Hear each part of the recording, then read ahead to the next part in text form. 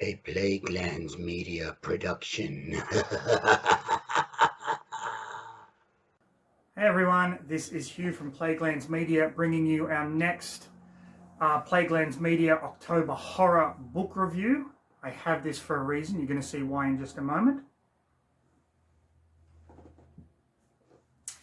Today, I'm going to be reviewing a book that was recommended to me by Plagueland Media's own Ian Van Gammett, the genius behind this masterpiece painting right here.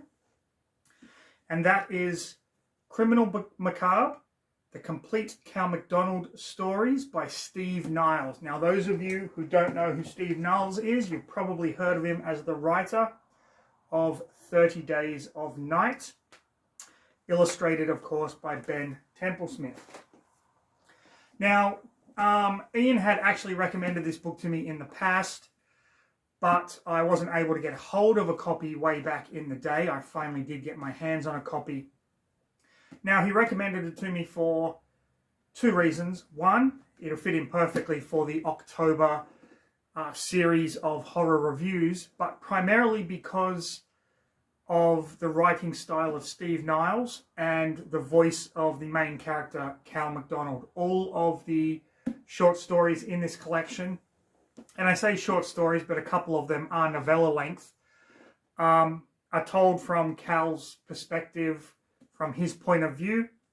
He is a private investigator who deals with the weird and the macabre, not necessarily the supernatural. He doesn't like that term, which he states explicitly in the book. He's a bit of an addict. He takes drugs, drinks alcohol, pops pills, which was the main reason why after 1 year he was kicked off the police force because of his addiction, and why he went into business as a private investigator. So what I'm going to do today, instead of just quickly going through each story, we're going to do something a little bit different. I'm going to go through each story in a little bit more detail than I usually would. We actually have 1, 2, 3, 4, 5, 6, 7, 8, 9, 10 stories here that were previously published in other works, and 2 stories, The Dead Sun and Out of Water, that are wholly original to this collection. So let's get into the Cal McDonald spirit. Sit back, relax, enjoy another episode of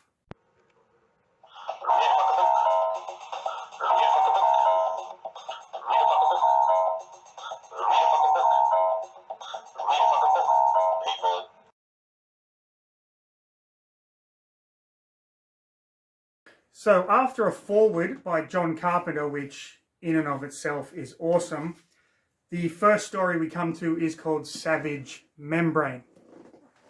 Now, this story starts with, of course, like all of the Cal McDonald stories, or pretty much all of them, Cal waking up from a drunken binge night. He can't remember what has happened. All that he knows is that he's got some bruises and his gun is missing. He gets a call from a friend of his, one of the few remaining friends he has left at the precinct in DC, I believe he is. And that is a Detective Blount, who wants him to come down and check out a body that's been brought into the morgue. He gets his shit together. We are first introduced as well to his sidekick Moloch, who is a ghoul. In these stories, ghouls are undead, but they are like not evil undead. They just want to eke out a living. A lot of humans can't even tell that they're living near ghouls. So Moloch and Cal head down to the morgue, where the body that has been found is of a homeless man whose brain is just missing. It's gone. There's nothing there, completely clean. The brain pan is empty, which triggers Cal to talk about a couple of his first cases. One of them, which was completely fucking messed up, was this voodoo doctor who was like a surgeon called Dr. Polynice, who was kidnapping teenagers and like children, killing them, putting the body parts into certain configurations, reanimating them, and then selling them to a pedophile ring as living sex dolls, or animating them for people who couldn't adopt children and things like that. And so we have that kind of case that's playing in the background. And then we have his actual first case where these bodies were found in an apartment building and their brain pans were completely empty. And it turns out that one of the occupants, this kind of shut-in guy, had developed this power to basically just absorb people's brains, leaving them dead, but kind of absorbing their knowledge and their memories. So the police kind of get involved. Cal goes in, but because he's so high on drugs and completely fucked up, this entity, this guy with this power, can't absorb his brain, and they get into a fight. At which point he's just like this floating head, and Cal ends up killing him. And so this is almost identical to that case, which puts Cal kind of on the case there with Detective Bloat. So they go and check out all the usual things. Now, what I have to say at this point is this is very reminiscent of a Raymond Chandler detective novel. Just the way the case comes together and previous cases are tied into the main one.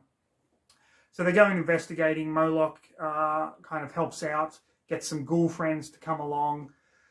While this is all happening, Cal is constantly being attacked by people that do this drive-by shooting on his apartment building and whatnot.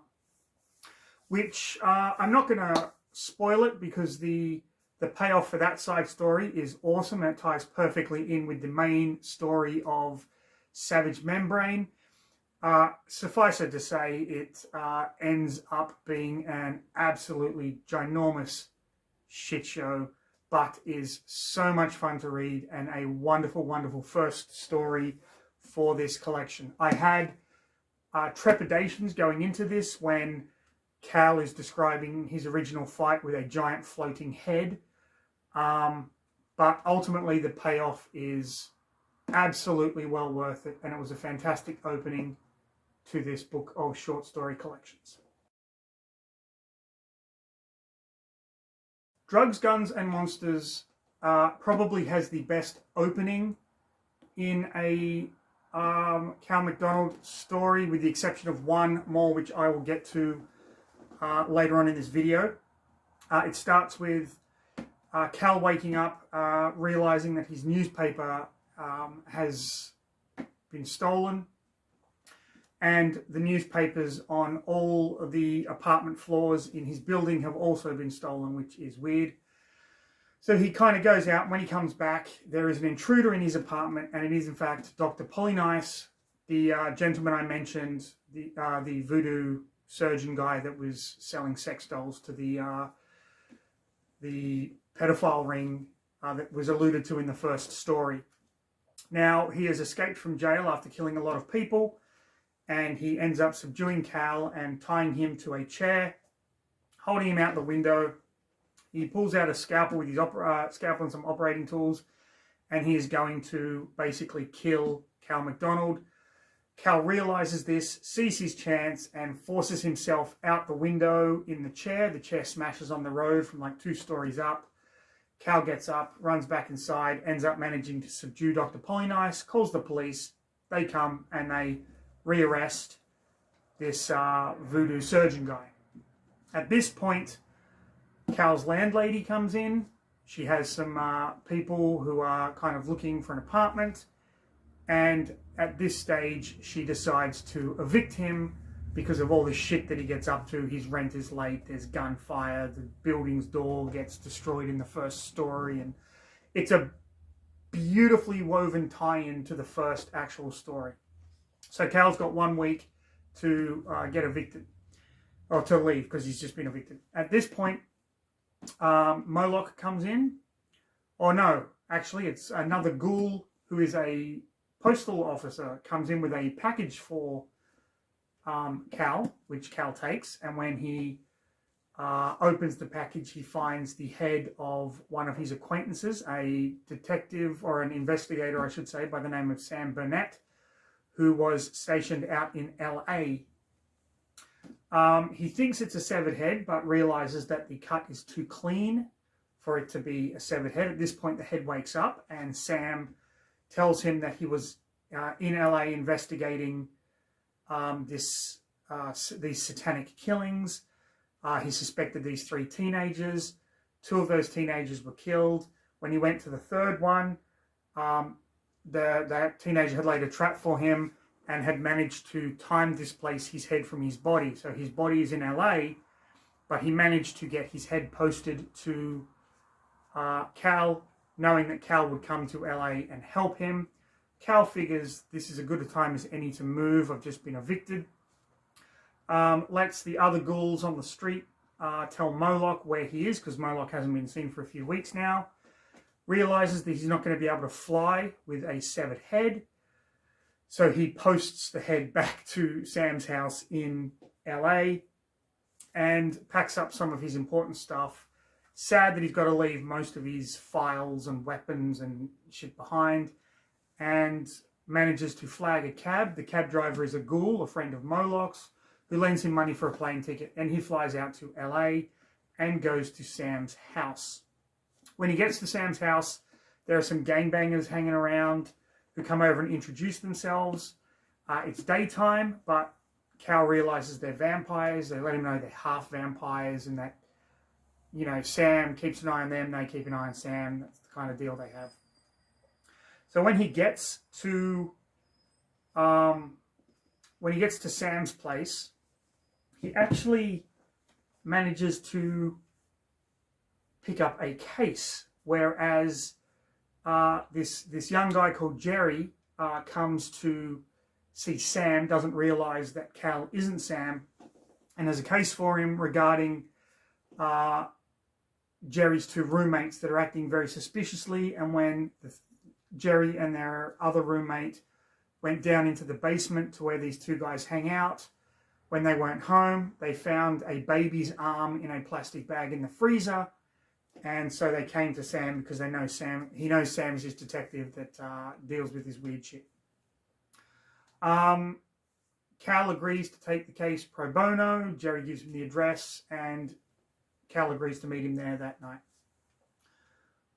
When Cal goes there, he meets the other roommate, this woman called Maria. Meets the 2 suspicious characters, and basically, again, with any good Cal McDonald story, the shit hits the literal fan here, and Cal finds himself stricken with lycanthropy, so he can actually turn into a werewolf now. He can control it to a certain extent, but there it is. At this point, Moloch comes. He has driven all the way across country with a U-Haul filled with Cal's stuff. So Cal sets up shop in Sam's house, waiting for Sam's head to arrive. They do a few other things. Eventually, Sam's head gets there. At this point, we're also introduced to another character, this woman called Sabrina, who runs a paranormal magazine. She used to write pieces on Cal McDonald being a fraud, but she actually kind of discovers him with the box with Sam's head in it, takes a picture thinking this is going to be a great scoop. Cal McDonald has taken out his competition, but Sam's head wakes up and kind of screams at her. She freaks out and then kind of gets in on the action. So now we have Cal, Moloch the ghoul, Sabrina the journalist, and the headless detective Sam, or the head of the detective Sam, I should say, going after this kid who is apparently dabbling in Satanism. And it just goes completely off the rails from there. Again, I've given you the build-up. Not going to spoil it, but suffice it to say, absolutely batshit crazy ending and another fantastic introduction to the Cal McDonald stories.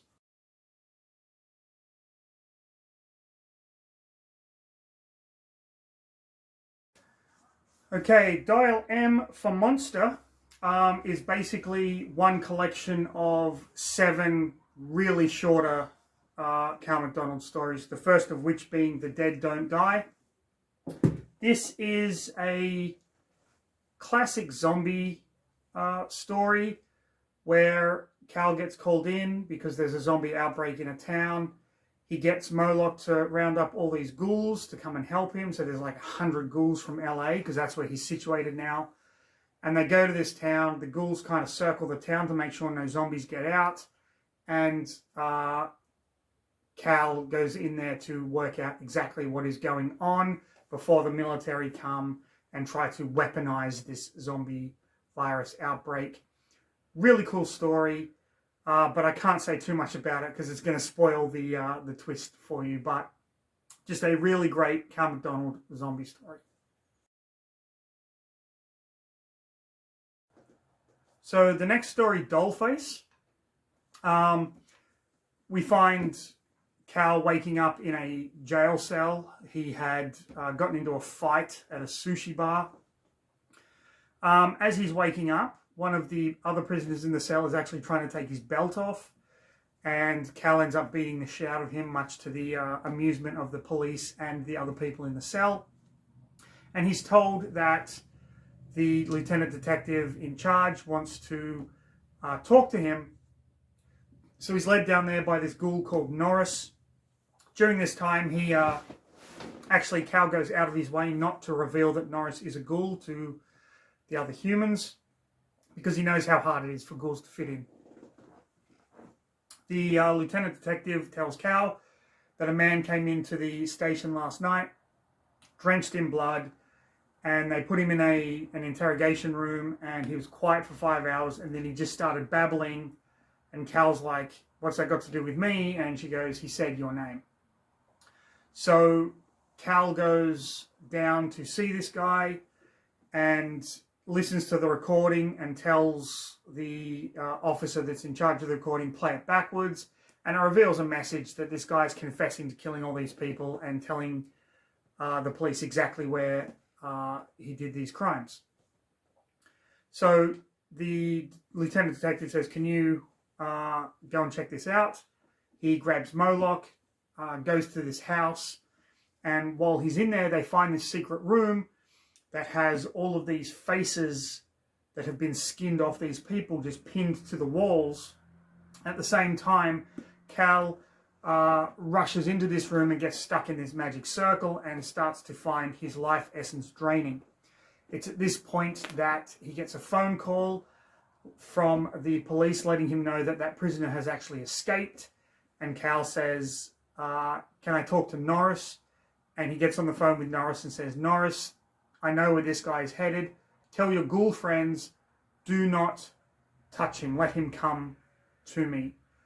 And so this is all like Moloch and the ghouls trying to save Cal. Cal kind of knows what to do, knows how to stop it, or has a hunch of how to stop it.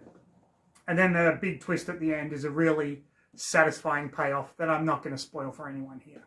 Dollface, very, very satisfying. Soul Sucker, the next story, had its really interesting premise.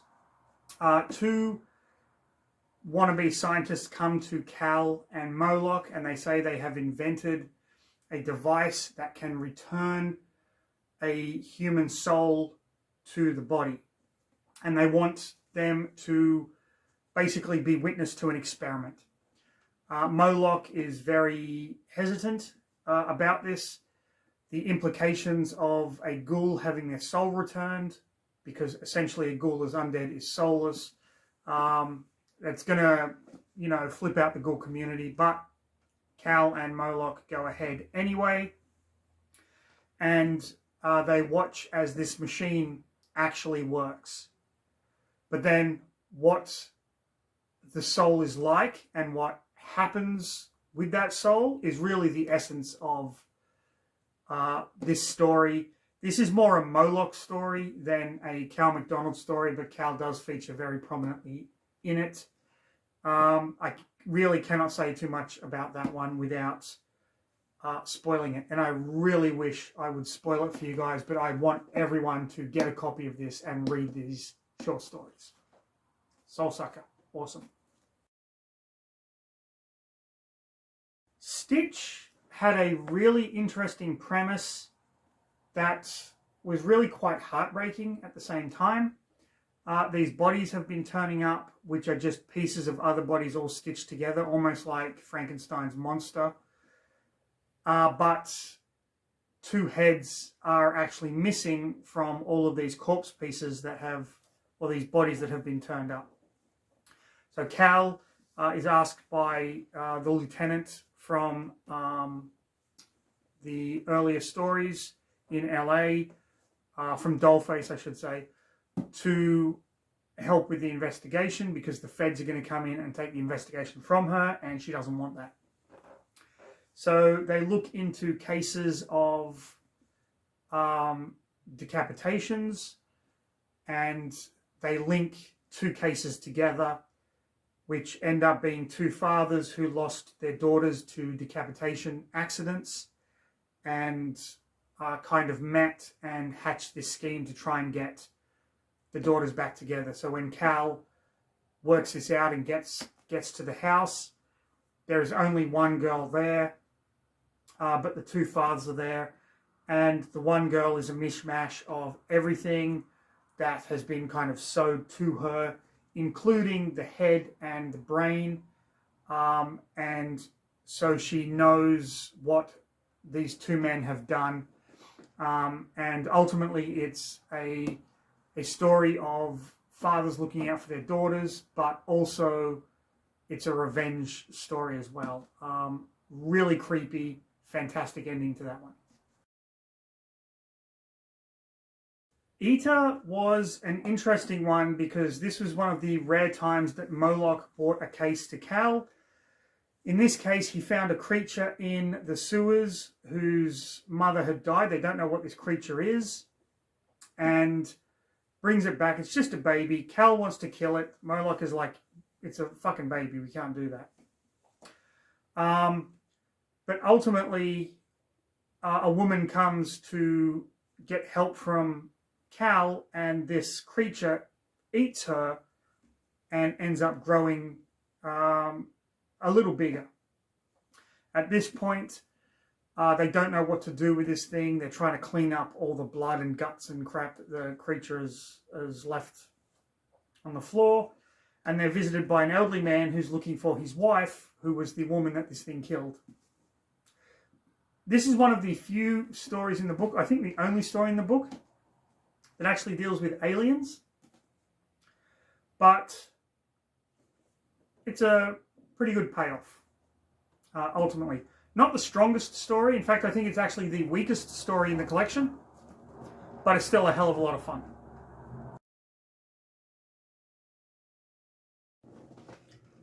Big Fat Hairy Deal was awesome. This is purely a Cal and Sabrina. She's the woman that appeared in Guns, Drugs and Monsters, who runs the paranormal magazine. And they are dating now. They've been dating since that story. And her and Cal go camping in the woods. She forbids him to bring any booze and drugs or anything like that, because she wants to kind of confront him about his lifestyle.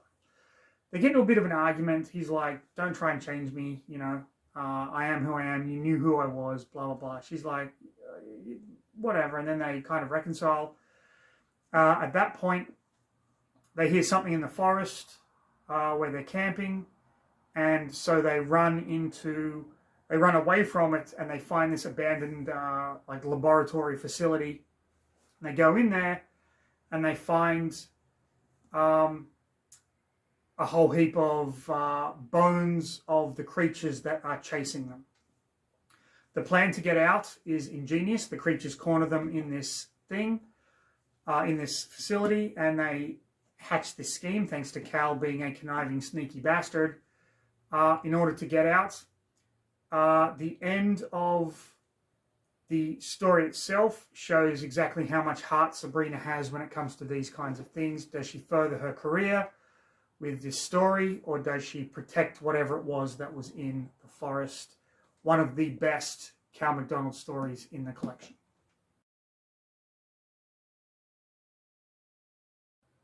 Okay, A Proper Monster, which is the last story in the Dial M for Monster series, deals with Grimshaw. Grimshaw is a werewolf who comes to Cal seeking help, basically. He was initially a Nazi experiment, and he reveals that the Nazis were experimenting on lycanthropy in many other soldiers, and that they had actually put these werewolf soldiers into hibernation and sent them to the US in order to unleash them at some point and kind of devastate America. Grimshaw, however, escaped and has spent his life tracking down these capsules, and he has them all in his mansion, and he wants Cal to help him and ultimately kill him. So Cal goes with him to the mansion, and the story just evolves from there. It's very short, it's very sweet, but most importantly, it's actually quite poignant. That is A Proper Monster. Absolutely brilliant, loved it. All My Bloody Things has probably one of the most gruesome beginnings to any Cal McDonald story, where he wakes up tied to a chair with a cannibal standing over him with a knife ready to cut into his leg. We are then propelled back to when Cal gets this case where a woman fears something has happened to her family. They were coming to visit her. I believe it's her brother, sister-in-law, and their child, but they never showed up. Cal, trusting his gut, decides to take the case, heads out to the kind of arse end of California, the back streets, backwater, whatever you want to fucking call it, redneck, hillbilly country, and comes across this diner next to a service station. When he goes in, he finds the woman and her son are there, and the husband is on a table. He has basically been skinned from neck all the way down. Bits of his flesh have been cut off, but he's still alive because there's a breathing tube going in, artificially pumping his lungs, and you can actually see his lungs inflating and deflating. At this point, Cal is hit over the back of the head by the protagonist, or the antagonist, I should say, of this story, this cannibal killer who was taught by his father and his grandfather that eating flesh will make him stronger and give him the souls of the people that he eats. He's actually doing them a favor. So this is all about how Cal outsmarts a cannibal. It is disgusting. It is fucking gruesome. It is gory. It is brilliant. There were parts in this that made me absolutely cringe. And that is why I do not ever want to spoil this story for you. It's one that you definitely have to read for yourself. Or if you want to spoil it for everyone else, just ask me in the comments. I'd be happy to answer it for you. Okay, let's move on to the next one. The Dead Son is interesting. A couple come to Cal McDonald because their son is dead. They believe he died of an overdose. And yet every night at midnight he comes back to the house and knocks on the door. They never answer, of course. Their ancestry is from the old world, so they believe he is something bizarre. So when Cal and Moloch go to the house, they agree to go to the house that night and be there for midnight. They see that this elderly couple have, you know, garlic cloves everywhere and garlic around their necks. And Cal makes a joke that that's not going to stop any monster. That's old world superstitious bullshit. When the son comes to the door, Moloch and Cal confront him and they discover that he's in fact turning into a Nosferatu. So, Nosferatu being an old world monster, the garlic and the crosses and everything actually do affect this kid.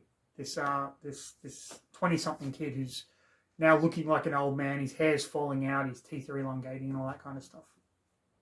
So they capture him, the parents come out, they kind of have a reunion and whatnot, and Cal says, listen, we've got to find whoever turned you.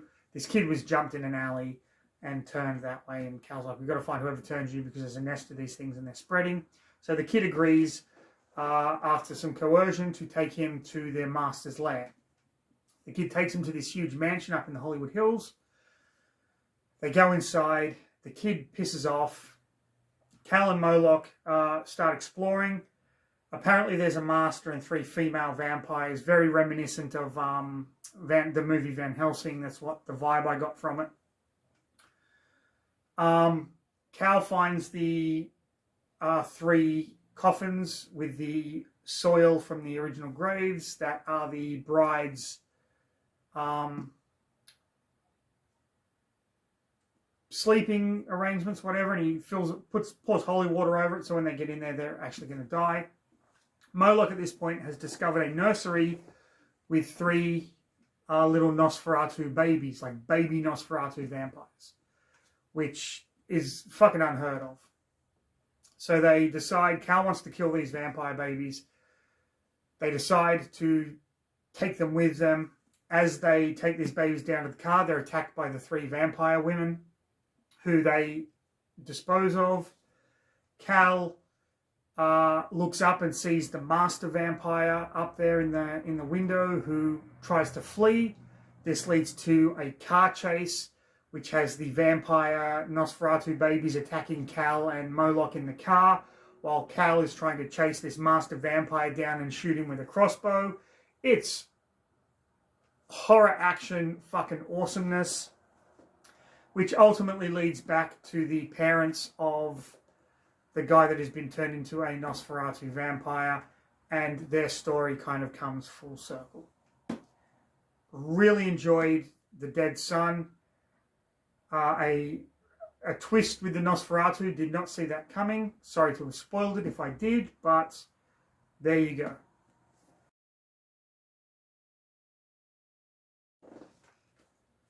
The final story out of water is the one that really kind of heightens the stakes, because Cal is called to this motel where there are 12 residents in this motel, and each one of them have died by the same, in the same way, I should say, that they are basically, everything's been drained of them. It's like liquid slime over them.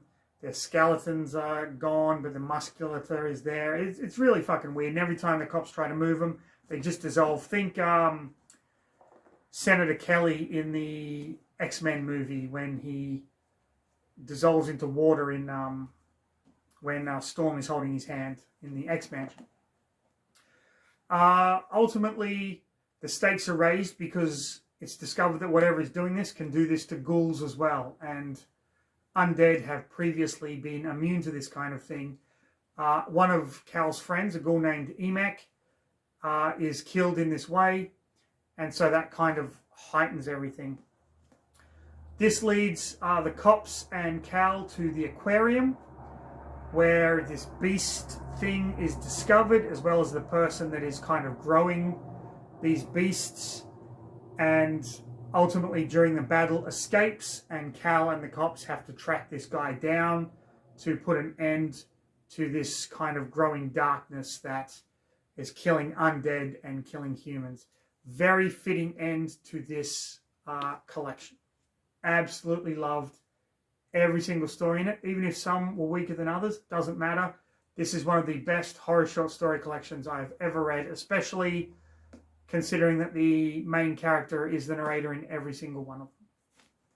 Criminal Macabre, The Complete Cal McDonald Stories. Highly recommend it. Thank you very much, Ian, for recommending this to me.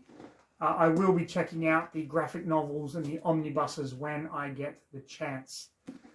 Okay, that is it for this video.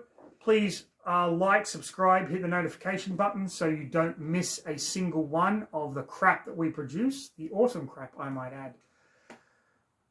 Follow us on Facebook, follow us on Twitter, follow Ian Van Gamut on Instagram, do all of that good stuff, but most importantly,